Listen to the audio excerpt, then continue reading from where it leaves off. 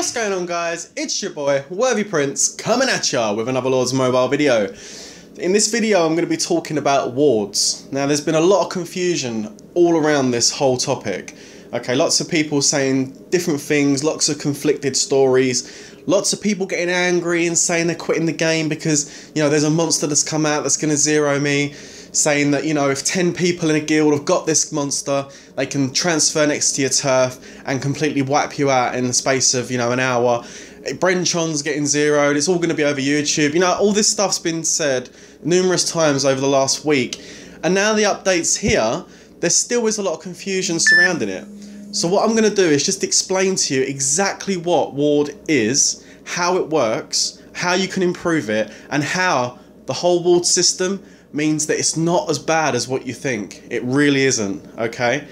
So let me get straight into this. The first thing I'm going to do is just describe the problem. And I know a lot of you know the problem already, but I want to make sure I'm completely thorough with this explanation, okay?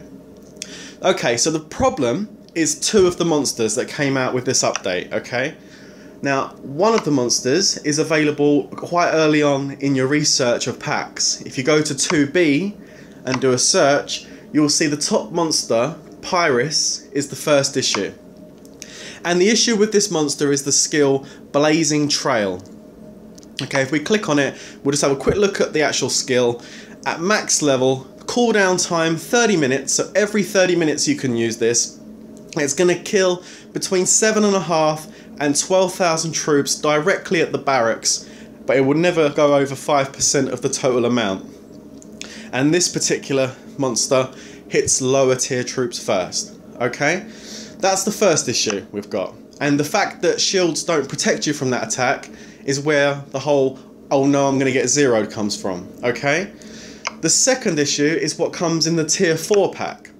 If we do a search in there, you'll see there is a monster called the Grim Reaper, and the Grim Reaper's got exactly the same ability, but it's a more higher end attack. It's called Kiss of Death, and it kills 20 to 50,000 on a 30-minute cooldown.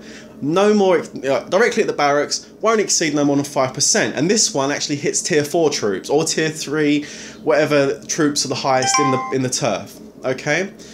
So based on the back of this screenshot, looking at these, lots of conclusions have been made. That, oh no, I'm going to get zeroed, I've spent a lot of money on the game, and now all my troops are going to die. Okay, now, truthfully, you might lose some troops if you get hit by this. You know, this is what the skill does. Yeah, you're probably going to lose some troops, but you know what? It's not as bad as what you think. I mean, don't get me wrong, losing 50,000 tier 4 troops is bad, but it's not going to be as bad as potentially going to zero you out, okay? Let's go into this in a bit more detail. Regarding these skills, they cost a lot of resources and a lot of time to actually even make one of these skills, okay? If we go back and look at the first one, Pyrus, now I don't know about the tier 4 one, but someone in my guild has unlocked Pyrus and it's given me some figures, okay? To be able to use this skill, you need to apply a skill stone to it, okay? First of all, you've got to level it up to level 10 using fragments, and then you have to use a skill stone every time you use the attack. Now, to make this skill stone for this particular attack on the lower end monster, it's 800,000 anima to be able to make one skill stone. So I understand that there's some big pay-to-play players out there that will not care about how many skill stones it's going to take, but generally speaking, I don't think most players are going to waste their 800,000 anima skill stone on a random base attack. They're mainly going to be used at places like Feudal, you know, the Baron events, KVK base battles. It's going to be the high-end stuff that these are going to be used. I highly doubt someone's just going to attack on the turf with it. But even if they do, it's not as bad as what it sounds, okay? Let me tell you about wards, okay? You don't have to unlock ward. Now, if you go to research, you'll see in the research building, okay, in the research building, there is a research at the bottom in the tier 4 category. It's called durable wards. Some people think that you have to actually research this to get a ward, to get the protection, okay? That's wrong. It's not the case, okay? If you click on it, all this does is increases the ward duration. It doesn't unlock ward, it increases its duration. So if we go into the information, you can see that the duration is increased by 2 hours if you research this to level 10. Now you do need Academy 25 to even touch this research, but if you've got all that, you can increase it by 2 hours. Now the reason why they've done that is probably because if you've got T4 troops, you've got all the Academy 25 unlocked, you want to be able to protect them. So they've given the T4 players extra protection against their troops by allowing them to increase their ward length time, okay? Now, regarding the ward, everyone's got one. I've got one right now, you've got one, everyone's got a ward.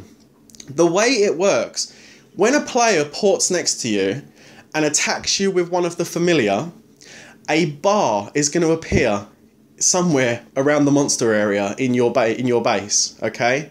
It's like a HP bar.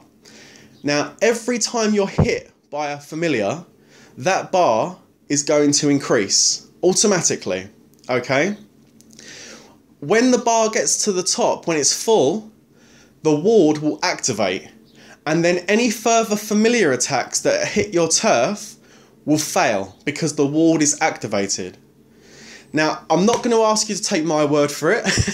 I have actually spoken to IGG about this and clarified that, and I've actually got some screenshots of the conversation. So let's jump into that and we'll have a look.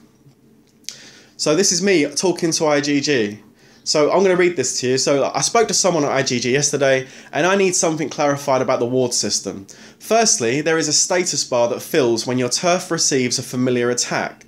Once it's filled, the ward activates and prevents further familiar attacks. How long does the ward last without any research completed? The default time. I really want to know this, and so does every single Lords Mobile player out there. Unfortunately, on this question, IGG said, please wait for a moment. And then they said, thank you for your patience. Upon checking, there is still no specific information on a ward's duration. I will have this inquiry forward to our team for further advice. Please provide an email. Now, I did that at the end of the conversation, and hopefully they get back to me and let me know how long it's going to last. There may not be no specifics because it may depend on what particular familiar is attacking you to determine the length of time the ward's going to activate for. Or it could just be that the people on the end of the customer service haven't got that information to hand right at this moment, as it's a brand new update. But as soon as I get that information, guys, I will post that straight up so you know what to expect, okay? Right, I went on and asked the second question. I will give email at the end. Okay, I have a couple more questions if that's okay. Can you confirm that the ward activates automatically upon receiving sufficient familiar attacks to fill the status bar? So anyone that's worried about being asleep in the middle of the night and being attacked by familiars and not being able to activate any kind of defense, this would just, you know, put all of your worries at ease. So there's the question, and let's look at the answer. With regards to that, it will automatically activate once fully charged already. There you go. You don't need to be online. You don't need to click it. It will automatically do it for you. So, you know, that is a huge, huge relief. A massive relief. Of course, it does depend on how long it's going to last for, because if it lasts for 1 minute, it's no good. But once they get back to me and let me know how long it lasts for, I will come straight to you and tell you how long that will be. Likewise, if any of you have been attacked by one, then please do get in touch and let us know exactly how long it lasts. Last question I asked them was, do you know how many attacks it would require to fill the bar? For example, if I was hit by a level 60 Grim Reaper. Unfortunately, they didn't know the answer to this question. With regards to that, there is also still no specific information on that. I will also include that on the inquiry I will make for you. And I just said thank you, I look forward to a response. So, you know, I didn't get all the answers I wanted from IGG today. You know, there's still some issues I need to be worked out, i.e. the length of time that's going to be given to us for protection once the ward activates, and also how many attacks does it require to even turn that thing on. Because if it takes 1 or 2, alright, I'm a bit annoyed I took a bit of a loss, but at least I'm now protected and not getting zeroed. If it takes 10, then we've got a problem. But again, I'm not going to get excited or angry or emotional about it, because I'm sure IGG have put this in there to prevent people abusing the familiar attack system. Okay? So I just hope that, you know, this is going to help you not be so worried. The fact that this shield automatically updates is brilliant, and it's been confirmed by IGG, and you know, that is really, really good. A lot of people were concerned about being offline and getting hit by these things. You don't have to worry as much. You'll worry a little bit because, you know, you still could lose some troops. So you need to make sure that if you've got high-end troops, you are sheltering those troops, you're doing fake rallies, you're, you know, if you can drop a shield, you can reinforce your troops into someone that is shielded with a garrison and do all the other good stuff that's going to protect your troops, you know. But the good thing is the ward activates automatically. You don't need to do any research to get a ward. You've got it automatically already, and you can increase the time with research. If you're not T4, later on down the line you can, but if you are a T4 player and you want extra protection against your T4 troops, you can go and do that research and make the duration of the ward longer. Okay, hopefully this has been really informative. I hope that it's going to stop you worrying as much as what you may have been. And as soon as I get further information with regards to the timings and how long it takes to activate, again, I will be back with you. But for this video, I will say peace out and take care.